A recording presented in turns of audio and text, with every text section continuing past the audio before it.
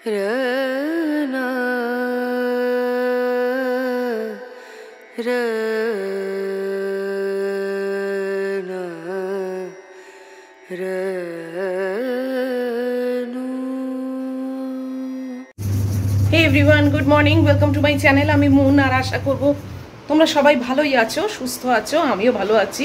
আর আজকে ওয়েদারও খুব ভালো আছে, বেশ সানি।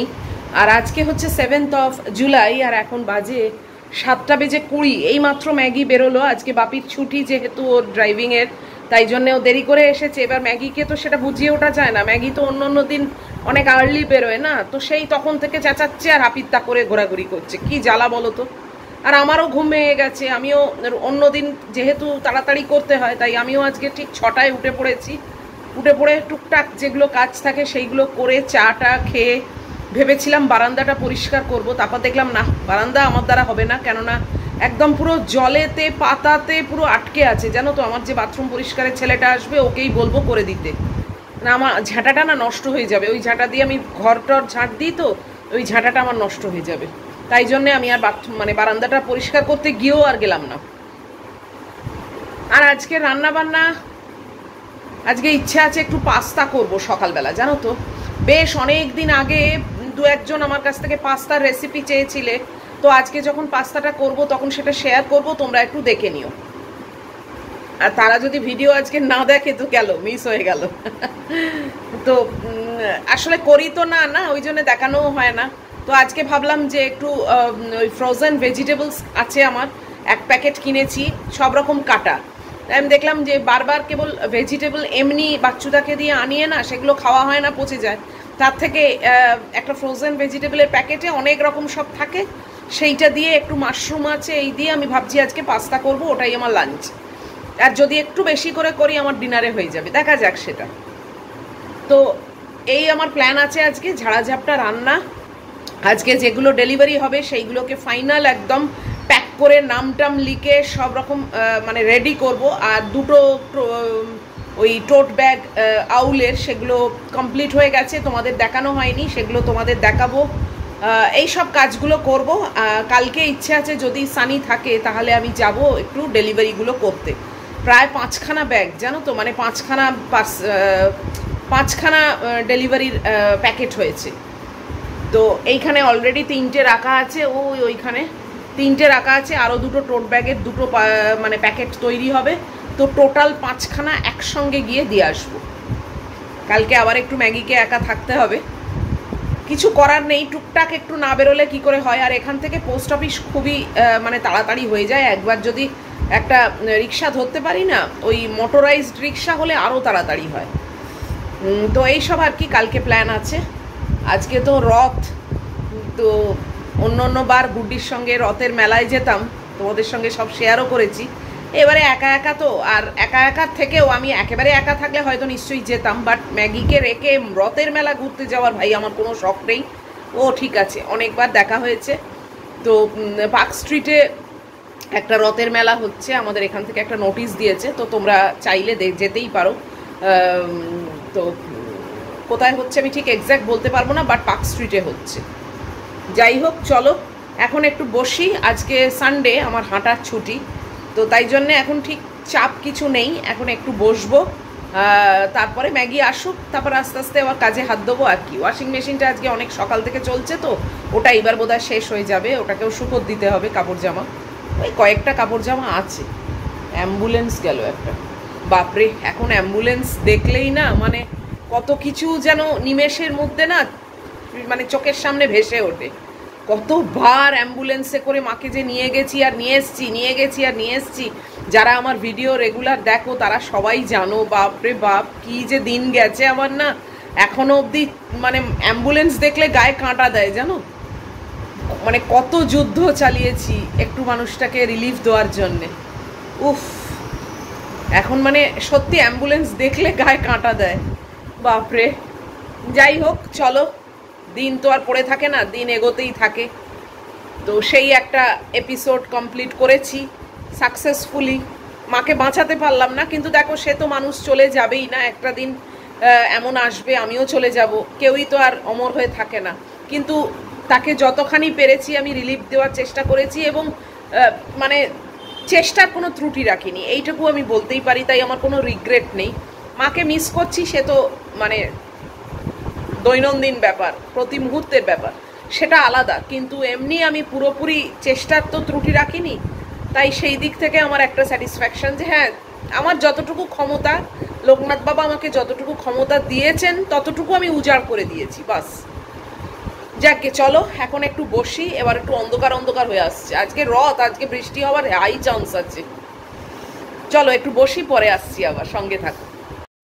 বলতে বলতে ওয়াশিং মেশিনটা শেষ হয়ে গেছে। আমি এবার কাপড় জামাগুলো দিয়ে দিই। আজকে র্যাকেতেই দেবো, কেননা ওয়েদারটা খুব একটা সুবিধের বলে মনে হচ্ছে না। ওই বারবার তোলাপাড়া করার থেকে না একবারে র্যাকে দিয়ে দিলে ঝামেলা মিটে যায়। যদি সেরকম দেখি তাহলে ওই র্যাকটাকে ভেতরে করে দেবো। তো তাই জন্যে আজকে সব র্যাকেই দিয়ে দিচ্ছি।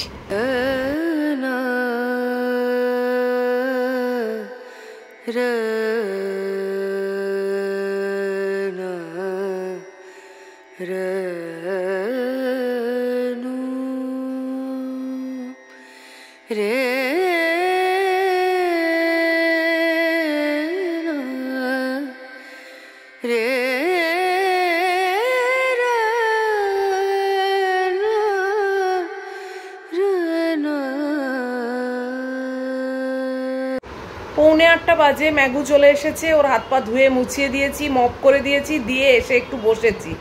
বাচ্চুদা এসে গাজর আর ওরই গাজর আর টমেটো এগুলো দিয়ে গেলেন।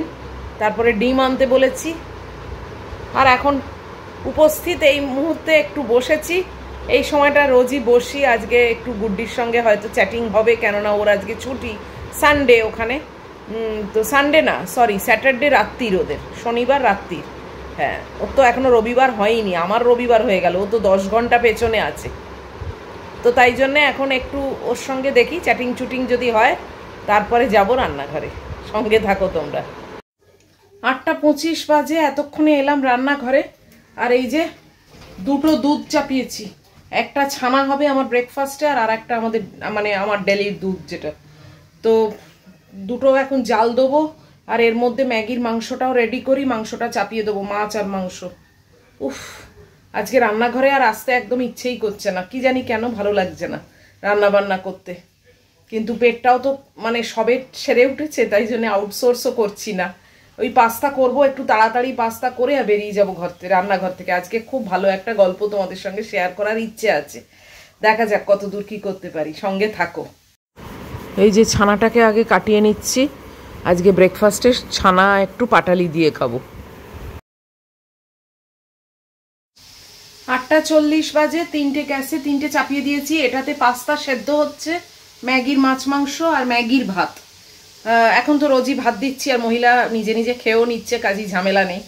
আর তোমাদের দেখিয়ে দিই, এই যে এই ফ্রোজেন ভেজিটেবলটা কিনেছি, সফেদ, এইটা সফল, সরি সফেদ বলছি, সফল এই ভেজিটেবলটা। এটা আমি আগেও ইউজ করেছি, বেশ ভালো হয়, অনেক রকম মেশানো থাকে। আর মনিতা মিত্র আমাদের এই পরিবারের একজন, অনেক দিন আগে জিজ্ঞেস করেছিলে যে চিলি সস যেটা তুমি ইউজ করো, সুইট চিলি সস, কি কোম্পানি? আমি না একদম ভুলে গেছিলাম, খুব সরি। হঠাৎ করে এখন চোখ পড়লো আর তোমার কথাই মনে হলো, তো তোমাকে আমি দেখিয়ে দিচ্ছি, দেখে নাও। এই যে এই চিলি সস, সুইট চিলি সসটা আমি ইউজ করি। তুমিও আর আমাকে মনে করাওনি, আর আমিও একদম ভুলে গেছিলাম। যাই হোক, চলো এবারে সবজিগুলো একটা বাটিতে নিয়ে একটুখানি রুম টেম্পারেচারে রাখি। মাশরুম কাটবো, দিয়ে তারপর তৈরি করি, তোমাদের দেখাবো। এই যে সবজিপাতি সব কেটে রেখেছি, পেঁয়াজ, রসুন, টমেটো, মাশরুম, আর এখানে ফ্রোজেন ভেজিটেবল রয়েছে। আর এদিকে আমার বাথরুম পরিষ্কারের লোক এসে গেছে, ওকে দিয়ে এই ব্যালকানিটাকে পরিষ্কার করিয়ে নিচ্ছি। শুধু গাছের পাতা জানো, আর কিচ্ছু নেই। ওই ভালো করে ঘষে পরিষ্কার করে দিচ্ছে। আর ম্যাগিকে দেখো, ওকে একটা লাঠি দিয়ে আটকে রেখেছি, না হলে তো ওকে ডিস্টার্ব করবে না। কি কাণ্ড, এ দেখো কিরম পরিষ্কার করে দিয়েছে। ব্যাস ব্যাস, এবার আবার বাথরুমে চলে গেছে, এবার সেখানে উঁকি মারছে। ব্যালকানিটা পরিষ্কার হয়ে গেল। ম্যাগুকে দেখেছো, পাগল হয়ে গেছে। রড দিয়ে ওকে ব্যারিকেড করে রেখেছিল, না হলে ও কাজ করতে পারে কখনো। চলো আমি পাস্তাটা করি, তোমাদের দেখিয়ে দিই। খুব সিম্পলভাবে করছি। একটু রিফাইন্ড অয়েল নিয়ে নিয়েছি, এখানে তোমরা বাটারও দিতে পারো, দিয়ে সব সবজিগুলো দিয়ে দিলাম। আমি আর আলাদা আলাদা করে কিছু করছি না। এই দেখো ফ্রোজেনগুলোও দিয়ে দিলাম। ওখানে রিফাইন্ড অয়েলের জায়গায় তোমরা বাটার ইউজ করতে পারো, তাহলে আরও বেশি টেস্টি হবে। আমি বাটার দেবো, বাট পরে অল্প দেবো, কারণ অত বাটার তো আর খাওয়া ঠিক না। তো এবারে একটু ফ্রাই করে নেবো সবজিগুলোকে। একটু নুন দিয়ে দিলাম আর একটু গোলমরিচের গুঁড়ো দিয়ে দিলাম, বাস। আর এতে কিছুই দেবো না। আর এইগুলো সবজিগুলোকে দেখো একটু ভেজে নিচ্ছি, ভাজতে ভাজতে একটু কুক হয়ে যাবে। এই যে একটু বাটার দিয়ে দিলাম ওপরে, দিয়ে এবার পাস্তাগুলো দিয়ে দিলাম। সবজিগুলো কিন্তু বেশ খানিকক্ষণই আমার ভাজা হয়ে গেছে। দিয়ে এবার আমি সবটা পুরো মানে মিক্স করে নেবো। দিয়ে এই যে সসটা দেখছো, এটাই আমি ইউজ করি, পাস্তা অ্যান্ড পিৎজা সস। এটা হোয়াইট সস, আর একটা রেড সসও হয়, আমি রেডটা পছন্দ করি না। তো হোয়াইট সসও দিয়ে দিয়েছি, এই 1.5 টেবিল স্পুন মতো দিয়ে পুরোটাকে ভালো করে মিক্স করে নেবো। এই সসটা একটু চিজি আছে, তাই জন্য আমি এক্সট্রা চিজ আর অ্যাড করলাম না। তোমরা চাইলে ওপরে একটু গ্রেটেড চিজ দিয়ে দিতে পারো। এ দেখো বলেতে নিয়ে নিয়েছি, দেখতে এরকম হয়েছে। এটা কিন্তু ইয়ামি হয়। এটা পুরোপুরি আমার মতো করে করেছি। 9:45 বাজে, বাথরুম পরিষ্কারের লোক এইমাত্র চলে গেল। আমি সব জিনিসপত্র বাথরুমে ঢুকিয়ে রাখলাম, বারান্দাটাও পরিষ্কার হয়ে গেল। দেখলে অ্যাট লাস্ট আমি রান্নাঘরের পাট মিটিয়ে এলাম ব্রেকফাস্ট খেতে। আজকে আমার ব্রেকফাস্ট ছানা আর একটা কেক। কেকটা আবার এমনি জেসে কেক নয়, আইসক্রিম কেক। দাঁড়াও বসে তোমাদের দেখাচ্ছি। এই দেখো, এটা আইসক্রিম ক্যারামেল কেক, অসাধারণ খেতে, ওপরে নাটস দেওয়া, দারুণ খেতে এটা। আর এটা ছানা পাটালি দেওয়া, একদম ইয়ামি কেক। এই কেকটা অসাধারণ খেতে, জানো। আর এটা তো ছানা, দেখতেই পেলে, দারুণ খেতে এই কেকটা। এটা ব্লিঙ্কিট থেকে অনেক দিন আগে আমি আনিয়েছিলাম, দারুণ লেগেছিল খেতে। এটা অ্যাকচুয়ালি আইসক্রিম কেক ক্যারামেলাইজড, মানে caramel ice cream cake with nuts. মানে আমি তো চকলেট খাই না, আমার চকলেটে অ্যালার্জি, তোমরা অনেকেই জানো। তো এই কেকটা মানে জাস্ট মাউথ ওয়াটারিং, এত ভালো খেতে, আমার অন্তত ভীষণ ভালো লাগে।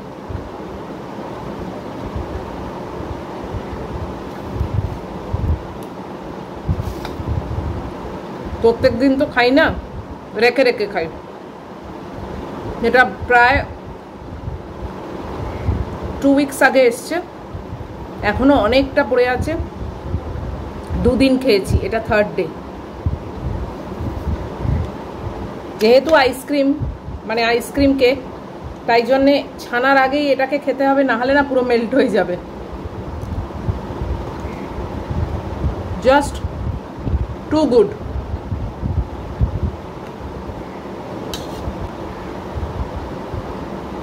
কোনো কথা হবে না, ভীষণ ভালো খেতে।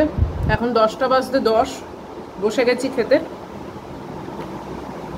বাথরুম টাথরুম পরিষ্কার করে গেল তবেই না বসলাম, বলো। আর পাস্তাটা তো তোমাদের দেখিয়ে দিয়েছি। দেখো, পাস্তা অনেকে অনেক রকম ভাবে করে, আমি যেভাবে করি সেটাই তোমাদের দেখিয়েছি। খেতে দারুণ হয়। গুড্ডিকে ছবি পাঠালাম, গুড্ডি বললো বাবা দারুণ দেখতে হয়েছে। তো গেলাম, তুই আয়, তারপর আবার খাওয়াবো। অ্যাকচুয়ালি ও রেড যে সসটা, রেড পাস্তা সস, সেটা দিয়েই ও খায়। আমি আবার রেডটা পছন্দ করি না, আমি হোয়াইট পাস্তা সসটা ইউজ করি। এবারও এখন দেখে খুব ভালো লাগছে, মেল্ট হয়ে যাচ্ছে আস্তে আস্তে।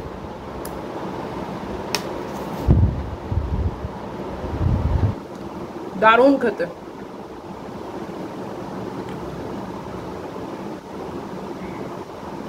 খাওয়া হয়ে গেলে জানোই আমার রোজকার রুটিন, চান করব। চান করে তারপরে আমি স্টোরিটা বলবো। স্টোরিটা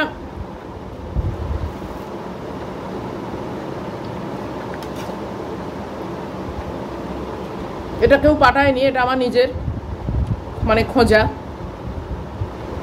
আমার মনে হলো মানে এই স্টোরিটা প্রত্যেকটা ছেলেদের অন্তত শোনা উচিত, মেনলি যারা হাজব্যান্ড হয়েছে বা হাজব্যান্ড হতে চলেছে, তাদের কাছে এটা মানে তাদের জন্যে আর কি। এটা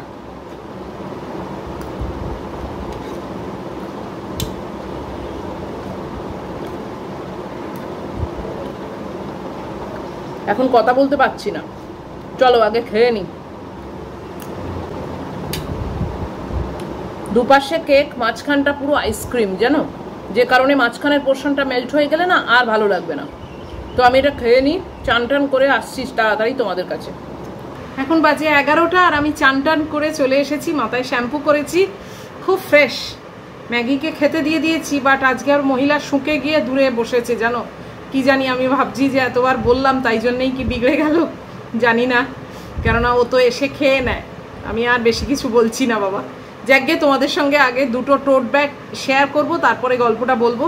দুজনে আলাদা আলাদা কি টোট ব্যাগ অর্ডার দিয়েছিল। একজনের ডিমান্ড ছিল একদিকে গণেশ আর একদিকে আউল থাকবে, তো সেটা আগে দেখাচ্ছি।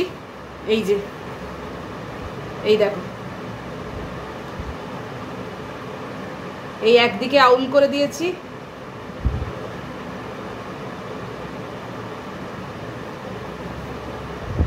আর অন্যদিকে গণেশ ইঁদুর নিয়ে বসে আছে।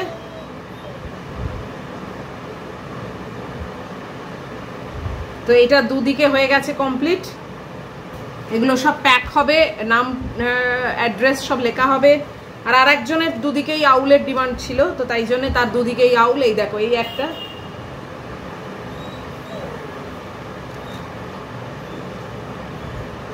এইভাবে করেছি। আর অন্যদিকেও আউলের, এই দেখো।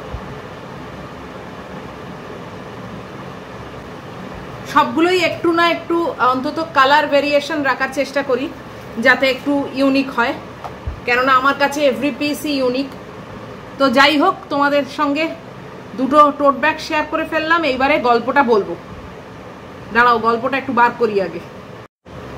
চশমা টশমা পরে রেডি হয়ে গেছি, এবার গল্পটা পড়ে শোনাচ্ছি। এই গল্পটা আমার মনে হলো যে আবারও বলছি যে ছেলেদের জন্য একদম আইডিয়াল। জানি না কজন ছেলে এটা মানে শুনবে, বাট আমার তো তাই মনে হয়েছে। যাকগে, চলো শোনো বৌমা, আমার ছেলে কিন্তু তেল ঝাল মশলা বেশি খেতে পারে না, সেই বুঝে আজ থেকে রান্নার দায়িত্ব তোমার। সকাল 8টায় ছেলে বেরোয়, আমি এতদিন ওর টিফিন ঠিক সময় করে ওকে খাইয়ে অফিস পাঠিয়েছি। আজ থেকে সংসার তোমার, সব তোমার মতো করে টাইম মেনে করো, ছেলেকে না খেয়ে যেন অফিস না যেতে হয়।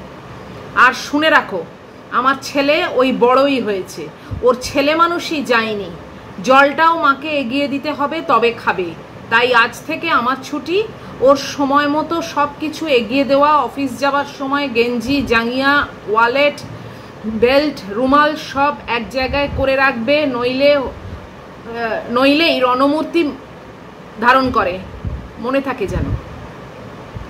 বিয়ের 8 দিনের মাথায় অলিভিয়াকে টানা কথাগুলো বলে হা হা হা করে হাসতে হাসতে ঘর থেকে বেরিয়ে গেলেন নতুন শাশুড়ি মা, যিনি অলিভিয়াকে দেখতে গিয়ে বলেছিলেন ওনার মেয়ে নেই, তাই উনি খুব খুশি। আজ থেকে ছেলের পাশাপাশি উনি এক মেয়েরও জননী হলেন। আজ থেকে উনি অলিভিয়ার দ্বিতীয় মা। সকাল 9টায় ঘুম থেকে ওটা আদুরে মেয়েটাও ভেবেছিল সত্যি সে আর একটা মা পাবে। সেও খাবারের ব্যাপারে ভীষণ খুঁতখুঁতে। মা ফোড়ন ছাড়া রান্না করত ওর জন্য। সেও কলেজ যাওয়ার সময় তার মা মুখের গোড়ায় খাবার এনে দিত, টিফিন করে দিত ঠিক সময়ে। সেও বেরোবার সময় ওড়না, রিস্টওয়াচ, রুমাল সব ওর মা এক জায়গায় করে রাখত, নইলেই ঠিক ওর বরের মতো রণমূর্তি ধারণ হতো। তবে আজ হঠাৎ করেই 8টা দিনের ভেতর মেয়েটার সব অভ্যাস তো বদল করতেই হবে, তার সাথে সাথে একটা মায়ের মতো দায়িত্ব ঘাড়ে নিতে হবে তাকে, এবং তাতে যেন কোনো খুঁত না থাকে, এও তাকে দেখতে হবে। মাথা কাজ করছিল না অলিভিয়ার। কি করে কি করবে কিছুই বুঝে উঠতে পারছিল না। কাকে বলবে, কার থেকে পরামর্শ নেবে, কি বা বলবে, এসব ভাবতে ভাবতে সেই রাতে মাথা ভরা চিন্তা নিয়ে ঘড়িতে ভোর 5টায় অ্যালার্ম দিয়ে বালিশে মাথা রাখলো অলিভিয়া। পরদিন চোখ খোলা মাত্রই ধরপড়িয়ে মোবাইলে চোখ রাখতেই চক্ষু চড়ক গাছ। সকাল 9টা, বিছানা থেকে এক লাফে নামতেই সামনে দাঁড়িয়ে তার স্বামী অনিরুদ্ধ। তুমি অফিস যাওনি? নিশ্চয়ই বেরোতে পারোনি আমার জন্য। বিশ্বাস করো, আমি অ্যালার্ম দিয়েছিলাম, কিন্তু কি যে হলো আমি শুনতেই পাইনি। কি মরণ ঘুম ধরলো আমার। ইস, থাক, মার ঘরে চলো একবার, কথা আছে। অলিভিয়ার সারা শরীর ঠান্ডা হয়ে এলো। নতুন এক পরিবেশে পাশে যেন কেউ নেই। খুব ইচ্ছে হচ্ছিল তার মায়ের আঁচলটা শক্ত করে ধরতে, তাতে যেন একটু জোর পেত সে, কিন্তু মা তার অনেক দূরে। কিছু ভাবার আগেই কি হলো, চলো। শাশুড়ি মা মুখ চুন করে বসে আছেন। অনিরুদ্ধ ঢুকলো, পেছন পেছন অলিভিয়া। সবাই চুপ, কেউ কোনো কথা বলছে না। অলিভিয়া বলে উঠল, মা আমি অ্যালার্ম দিয়েছিলাম, কিন্তু অলিভিয়ার কথা থামিয়ে অনিরুদ্ধ বলে উঠল, অ্যালার্মটা আমি অফ করে দিয়েছিলাম। হ্যাঁ আমি। গতকাল তোমাদের কথোপকথন আমার খানিকটা কানে যাচ্ছিল। মা, অলিভিয়া আমার থেকে 4 বছরের ছোট। আমি তোমার কাছে সেই ছোট্ট আছি, কিন্তু অলিভিয়া কি করে তাহলে বড় হয়ে গেল বলতে পারো? আমার ছেলে মানুষই গেল না, কিন্তু অলিভিয়া কি করে হঠাৎই ম্যাচিওর হয়ে উঠবে সেটা বলতে পারো? ওকে আমার জন্য কিছু করতে হবে না। এসব করানোর জন্য ওকে আমি বিয়ে করিনি। তার চেয়ে বরং আমরা দুজনেই একটু বড় হয়ে উঠি, নিজের জিনিসগুলো সামলে নিজেরাই নিজেদের গুছোতে শিখে যাব। তুমি একটা কথা ঠিক বলেছ, আজ থেকে তোমার ছুটি।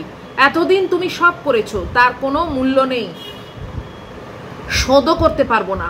তবে আজ থেকে আমি আমারটা নিজেই করার চেষ্টা করব। 2 দিন পাউরুটি পুড়বে, 3 দিনের দিন ঠিক পারবো। অলিভিয়া চাইলে নিজে থেকেই আমার জন্য যতটুকু চাইবে করবে, আমিও তাই। ইচ্ছে হলে কোনোদিন ওকে জুস বানিয়ে খাওয়াবো, সেটা আমার ইচ্ছেতে। তবে কারোর ওপর দায়িত্বের বোঝা চাপিয়ে দেওয়া কখনোই কিন্তু উচিত নয় মা। চিরকাল চিরটা দিন তো উচিত শিক্ষাই দিয়ে এসেছো মা, তবে আজ কেন ভুল হবে? তোমার কাছে বড় না হওয়া ছেলেটার স্ত্রীও তার মায়ের সেই ছোট্ট মেয়ে, তাকেও বড় হবার সময় দাও, আমাকেও সুযোগ দাও। আমরাও এভাবে ধীরে ধীরে দায়িত্ববান হয়ে উঠি একসাথে, একইভাবে। অবাক পলকে স্বামীর দিকে তাকিয়ে রইল অলিভিয়া। 2 চোখ দিয়ে অনবরত অশ্রু বইতে লাগলো, অবশ্যই আনন্দাশ্রু। এটাই হচ্ছে আজকের ছোট্ট গল্প। এইরকম ছোট্ট গল্পই আমি চাইছি, জানো তো। বিশাল বড় বড় গল্প হলে খুব অসুবিধে হয়, কেননা আমি তো মানে স্টোরি টেলিং ভিডিও দিই না। আমার ব্লগে বাকি কাজকর্ম সব থাকে, তার মাঝখানে আমি চেষ্টা করি একটু স্টোরি বলতে। তো তাই জন্যে ছোট স্টোরি হলে খুব ভালো হয়। যাই হোক, এই যে গল্পটা, এই গল্পটা আমার মনে হলো প্রত্যেকটা হাজব্যান্ডের শোনা উচিত, পড়া উচিত। যারা হাজব্যান্ড হয়ে গেছে, যারা উড বি হাজব্যান্ড, বা যারা হাজব্যান্ড হয়েও নিজের দায়িত্ব পালন করতে অক্ষম হয়েছে, প্রত্যেকের কিন্তু এই গল্পটা আমার মনে হয় পড়া উচিত। হয়তো অনেকে বদলাবে, অনেকে বদলাবে না, অনেকের ইগো কাজ করবে, মনে হবে যে এসব গল্পেতেই মানায়, কিন্তু আদপে তা না। এই যে ভালোবাসাটা অনিরুদ্ধ দেখালো তার বউয়ের প্রতি, এতে কিন্তু অনেক অনেক কাজ হয়ে গেল, জানো তো। রিলেশনটা অনেক মজবুত হয়ে গেল, যেটা বেশিরভাগ ক্ষেত্রেই কিন্তু হয় না। আমি হাজব্যান্ড মানেই আমি আপার হ্যান্ড, মানেই আমার ইগো, এই টেম্পারামেন্ট থাকলে সেই রিলেশন ভালো তো হয়ই না, উপরন্তু যেসব মেয়েরা স্ট্রং মাইন্ডেড তারা কিন্তু ভেঙে বেরিয়ে আসে। কি লাভ হয়? সারা জীবন একা চলতে হয়, নয়তোবা অন্য কারুকে খুঁজে নেয়, কিন্তু সেটাই তো আর প্রকৃত সুখ না, প্রকৃত ফ্যামিলি ব্যাপারটা সেটা নয়।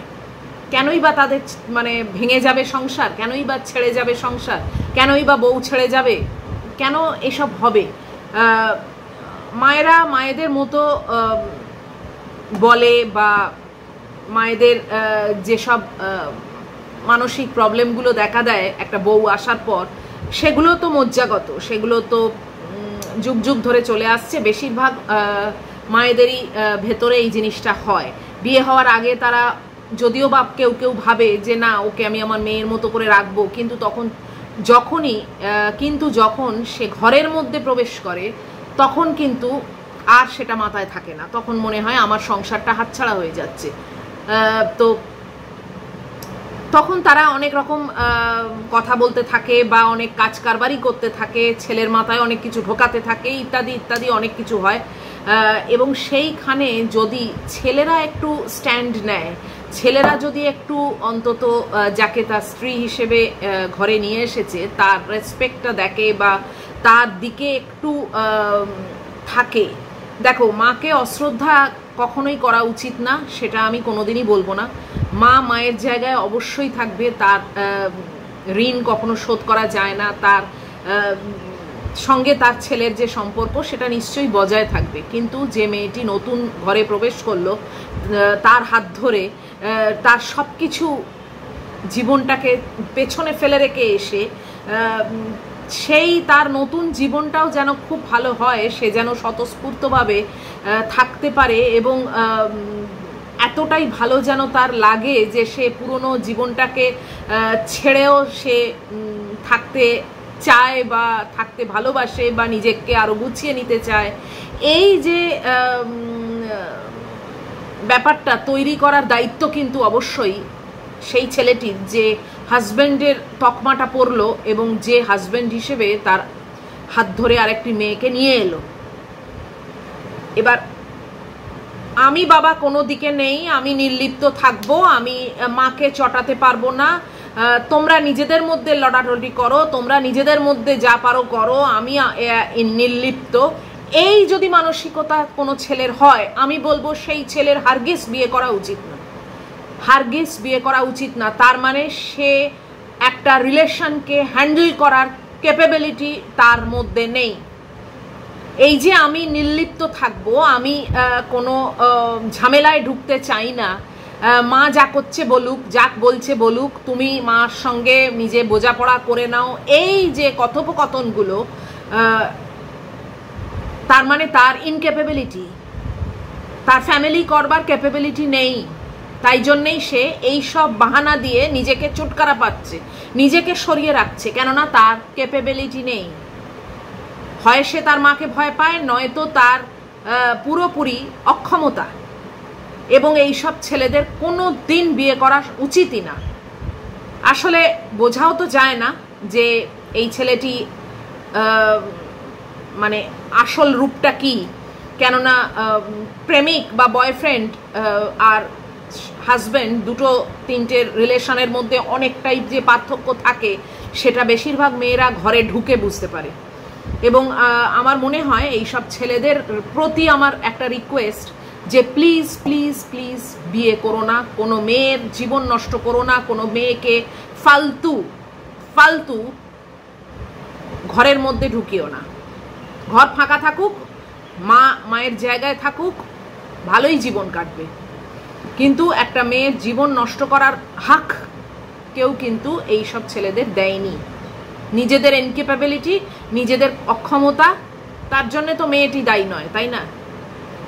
তো এই অনিরুদ্ধর মতো ছেলেরাই কিন্তু পারে একটা সংসারকে বাঁচিয়ে রাখতে, এবং তাদের মধ্যেই কিন্তু সেই ক্ষমতাটা আছে।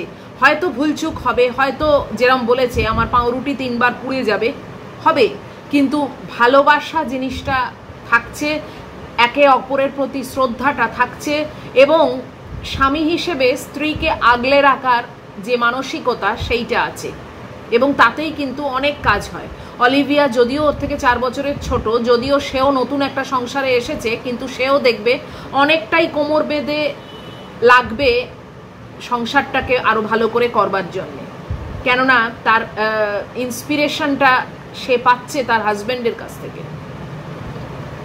যাই হোক, অনেক কিছুই বললাম, অনেক অভিজ্ঞতার কথা প্রসঙ্গে বেরিয়ে এলো। যাই হোক, সেসবগুলো বাদ দাও। কেমন লাগলো তোমাদের গল্পটা এবং তোমাদের কি বক্তি অবশ্যই এটা জানিও। আবার কিছু ছেলে আছে যারা মারধর করে বা টর্চার করে, এইগুলো করবার জন্যই কি বিয়ে করেছে? আমার এটা প্রশ্ন তাদের জন্য। এইগুলো করবার জন্যই কি বিয়ে করেছে? বিয়েটা কেন করে? এই জন্যই এখনকার মানে বেশিরভাগ মেয়েরা না বিয়ে করতে চায় না। এবার তোমরা বলবে, অনেকেই জানি, এটা আমায় কমেন্ট বক্সে লিখবে যে মেয়েরাও কিন্তু অনেক বদমাইশ আছে, মেয়েদেরও কিন্তু অনেক দোষ আছে। হ্যাঁ, নিশ্চয়ই আছে, কিন্তু এই গল্প প্রসঙ্গে মেয়েদের যেসব মেয়েরা খারাপ সেই প্রসঙ্গটা আসছে না, তাই জন্য আমি ওই প্রসঙ্গে কথাটা বলছি না। এই গল্প প্রসঙ্গে আমি কথাটা রিলেট করে আর কি বলছি, তাই জন্যেই এখানে ওইটা অ্যাপ্লিকেবল নয়, ওই প্রসঙ্গটা পুরোপুরি আলাদা। যাই হোক, চলো আজকের ভিডিওটা এখানেই শেষ করে দিচ্ছি। এখন আমার কাজ হচ্ছে প্যাকেটগুলো করা এবং প্যাকেটের ওপর সব নাম, অ্যাড্রেস এগুলো লিখে একদম সিল করে রেডি করে রাখা। সরি, যদি কালকে ওয়েদারটা ভালো হয় তাহলে আমি অবশ্যই কালকে গিয়ে এগুলো সব ডেলিভারি করে আসবো। তো যদি আজকের ভিডিও তোমাদের ভালো লাগে বা যদি আজকের গল্পটা তোমাদের ভালো লাগে, পাস্তাটা তোমাদের ভালো লাগে এবং টোট ব্যাগগুলো তোমাদের ভালো লাগে, অনেক কিছু আছে আজকে এই ব্লগটার মধ্যে। যারা একদম স্কিপ না করে দেখবে তারা কিন্তু অনেক কিছু পাবে। তো যদি ভালো লাগে সব কিছু তাহলে প্লিজ একটা লাইক, শেয়ার, কমেন্ট আর সাবস্ক্রাইব করো। সব ঠিকঠাক থাকলে অবশ্যই দেখা হচ্ছে তোমাদের সঙ্গে আবার পরের ব্লগে। টিল দেন তোমরা খুব ভালো থাকবে, সাবধানে থাকবে। Love you all.